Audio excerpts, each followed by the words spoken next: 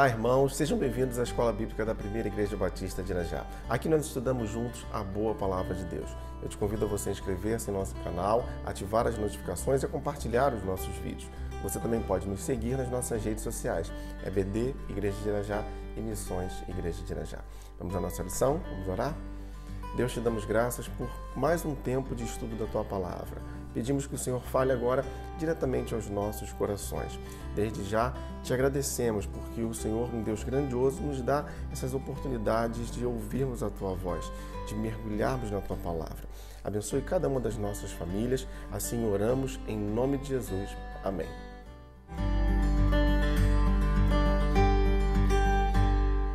E nós seguimos estudando os ensinos de Jesus no Evangelho de Marcos. Utilizamos para isso a revista Compromisso, da editora Convicção.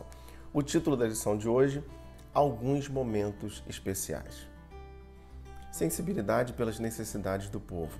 Evangelho de Marcos, capítulo 8, versos de 1 a 9. Lerei os versos 1 e 2. Naqueles dias, outra vez reuniu-se uma grande multidão.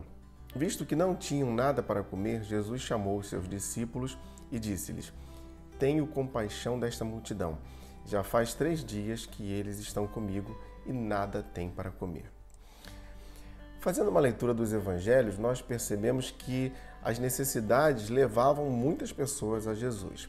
Ir a Jesus era uma forma de tentar alcançar algo ou resolver algum problema. Ainda hoje essa é uma realidade.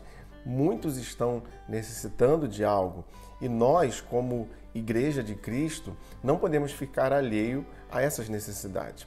O papel da Igreja de Cristo é um papel espiritual, mas nós também devemos atender os que carecem de algo, assim como Cristo nos ensinou. Voltemos ao texto, os versos de 3 a 9. Se eu os mandar para casa com fome, vão desfalecer no caminho, porque alguns deles vieram de longe. Os seus discípulos responderam: Onde, neste lugar deserto, poderia alguém conseguir pão suficiente para alimentá-los? Quantos pães vocês têm? Perguntou Jesus. 7, responderam eles. Ele ordenou à multidão que se assentasse no chão. Depois de tomar os 7 pães e dar graças, partiu-os e os entregou aos seus discípulos para que servissem a multidão, e eles o fizeram. Tinham também alguns peixes pequenos. Ele deu graças igualmente por eles e disse aos seus discípulos que o distribuíssem. O povo comeu até se fartar e ajuntaram 7 cestos cheios de pedaços que sobraram. Cerca de 4.000 homens estavam presentes. Eu quero aqui tecer apenas alguns comentários sobre esse texto. Primeiro, é necessário que nós estejamos sensíveis às necessidades do próximo. Por vezes, o mundo nos embrutece, nos deixando um pouco insensíveis, mas Jesus aqui está nos ensinando que devemos estar atentos e sensíveis aos que padecem necessidade.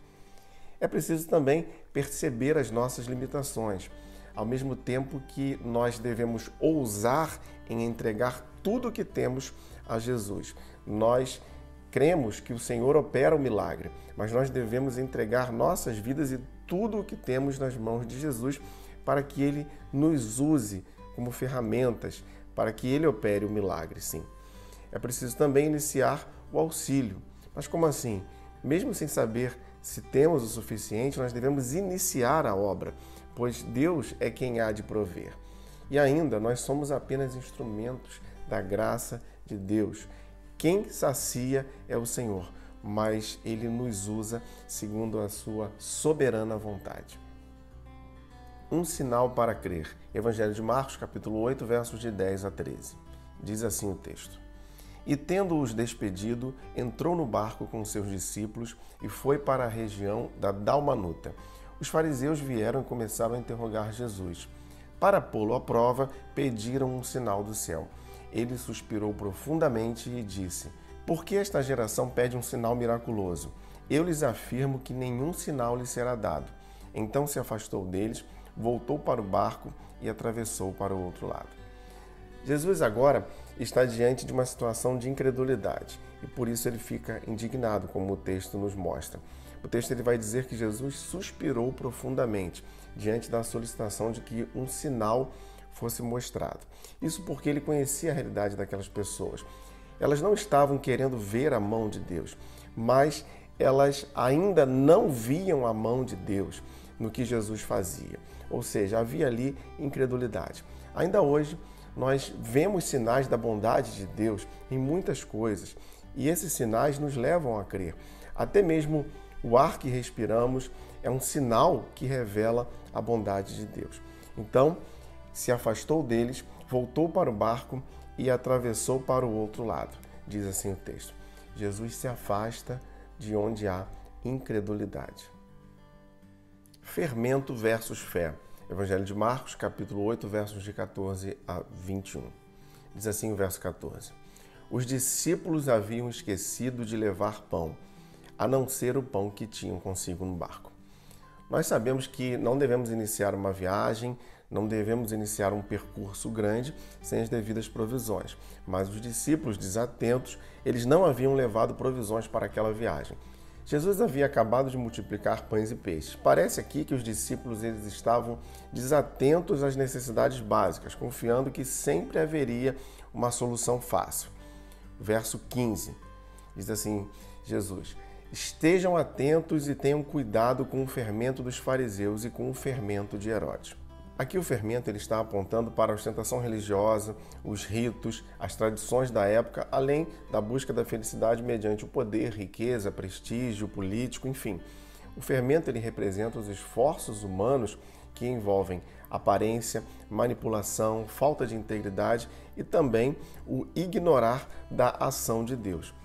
Irmãos, o sentido da vida não está nos esforços humanos, mas está no agir de Deus em nós através da sua maravilhosa graça. Lições para a vida cristã. Evangelho de Marcos, capítulo 8, versos de 22 a 26. Diz assim o texto. Eles foram para Betsaida e algumas pessoas trouxeram um cego a Jesus, suplicando-lhe que o tocasse. Ele tomou o cego pela mão e o levou para fora do povoado. Depois de cuspir nos olhos do homem e impor-lhe as mãos, Jesus perguntou, você está vendo alguma coisa? Ele levantou os olhos e disse, vejo pessoas, elas parecem árvores andando. Mais uma vez, Jesus colocou as mãos sobre os olhos do homem, então seus olhos foram abertos e sua visão foi restaurada. E ele via tudo claramente. Jesus mandou-o para casa dizendo, não entre no povoado. Bom, esta passagem aqui é uma passagem onde os atos de Jesus na operação desse milagre parecem de difícil entendimento. Isso já nos dá uma preciosa lição. Muitas vezes nós não compreendemos os significados de certas coisas no reino de Deus, mas Jesus sempre tem o melhor para nós. Hoje ainda nós o conhecemos em parte, mas certamente chegará o dia que veremos tudo perfeitamente com Cristo em glória. Mas vejamos então algumas lições aqui nesse texto. Jesus tomou aquele cego pela mão. Isso nos fala que Jesus é quem deve nos conduzir. Segunda carta de Paulo aos Coríntios, capítulo 2, verso 14. Mas graças a Deus que sempre nos conduz vitoriosamente em Cristo e por nosso intermédio exala em todo lugar a fragrância do seu conhecimento. Outra lição, ele levou para fora daquele povoado. Jesus afasta aquele homem do tumulto para um lugar mais sossegado. Assim também deve ser a nossa vida cristã. Há momentos que nós devemos estar em particular com Jesus. Mateus 6,6 diz, mas quando você orar, vá para o quarto, feche a porta e ore ao seu Pai que está no secreto. Então seu Pai, que vê no secreto, o recompensará. Mais uma lição, Jesus acompanha as nossas conquistas. Foi assim com aquele cego, cuja cura foi um processo de conquista. Primeiro, ele enxergou de modo turvo, ele estava vendo as pessoas como árvores. Mas depois, ele há de recuperar a visão claramente. Jesus está ensinando assim sobre os processos da vida que nós temos que passar. Filipenses capítulo 1, verso 6. Estou convencido de que aquele que começou a boa obra em vocês vai completá-la até o dia de Cristo Jesus. E ainda, Jesus o mandou para casa. Isso nos mostra que a vida cristã ela deve ser vivida primeiramente em casa. Primeira carta de Paulo a Timóteo, capítulo 5, verso 8.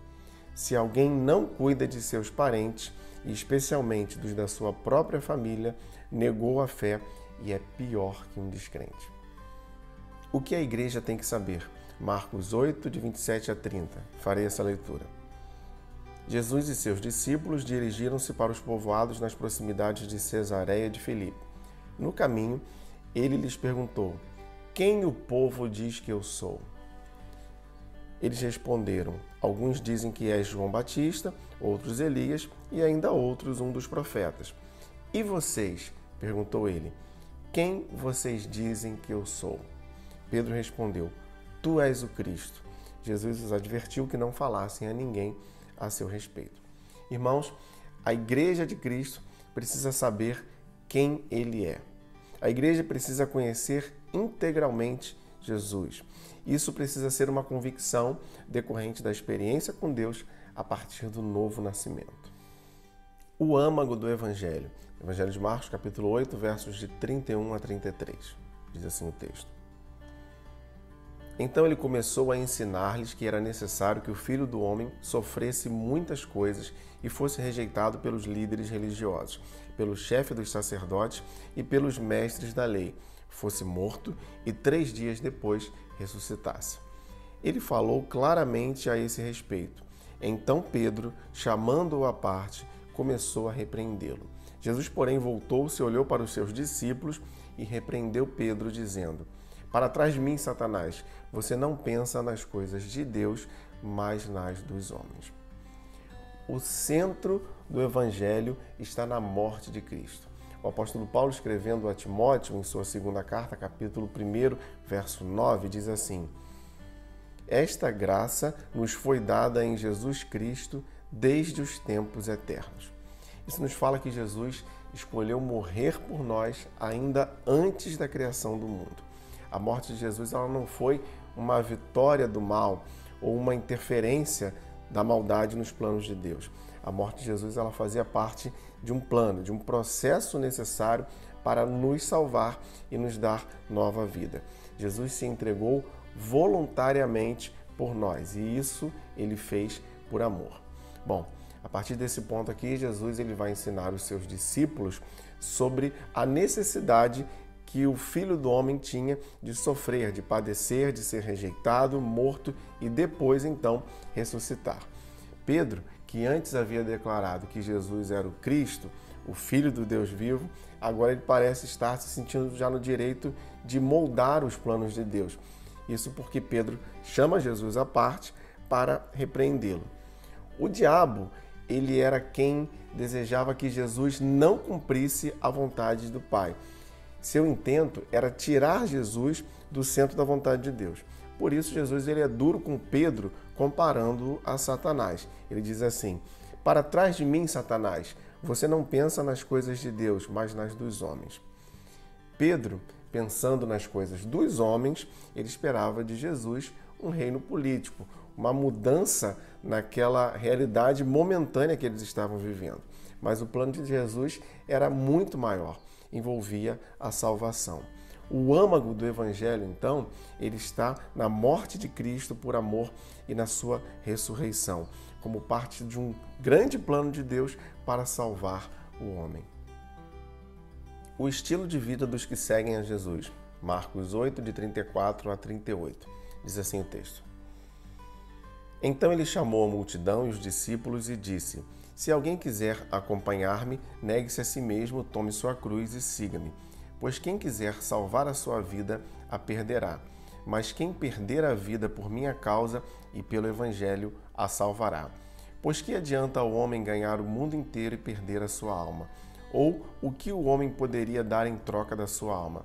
Se alguém se envergonhar de mim e das minhas palavras nesta geração adúltera e pecadora, o Filho do Homem se envergonhará dele quando vier na glória de seu Pai com os santos anjos.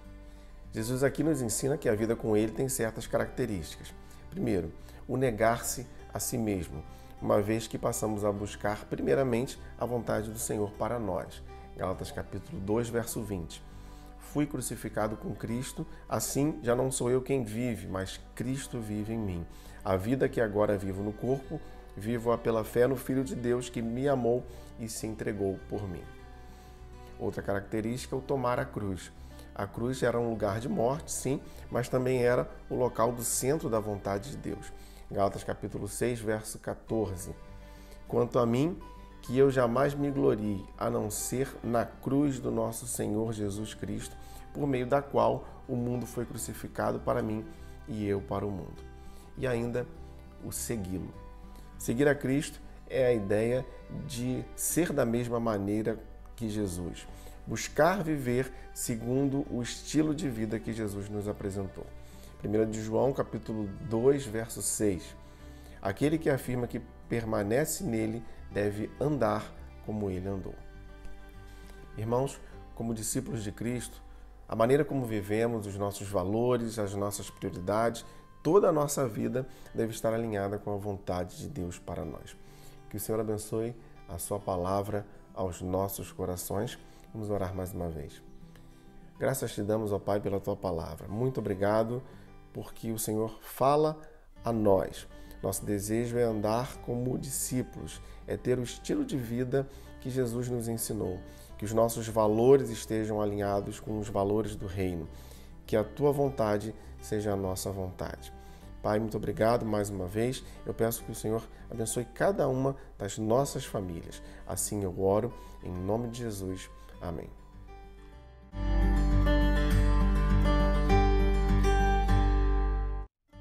Se você gostaria de enviar sua dúvida ou comentário sobre nossa lição, você pode fazer isso através do nosso e-mail ou das nossas redes sociais. Não se esqueça de inscrever-se em nosso canal, ativar as notificações e compartilhar os nossos vídeos. Você também pode nos seguir nas nossas redes sociais. EBD, Igreja de Irajá e Missões, Igreja de Irajá. Muito obrigado por você que nos acompanha aqui na Escola Bíblica da Primeira Igreja Batista de Irajá. Lembre-se, leia, estude, entenda a Bíblia.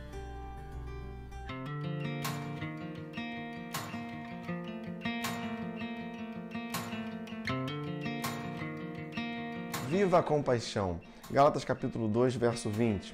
Fui crucificado com Cristo. Assim já não sou eu quem vive, mas Cristo vive em mim.